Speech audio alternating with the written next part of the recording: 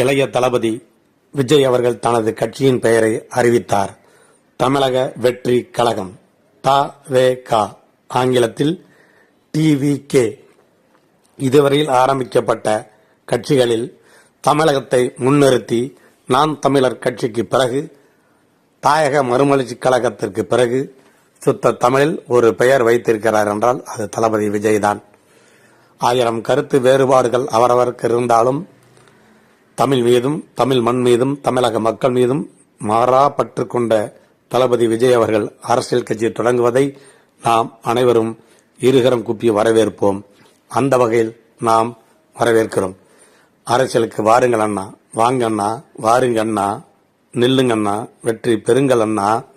இதற்குத்தானே ஆசைப்பட்ட பாலகுமாரா என்று எதிர்காலம் சொல்லாமல் நல்லாவே வந்தீர் என்று வாழ்த்துவோம். வாழ்க வளமுடன்.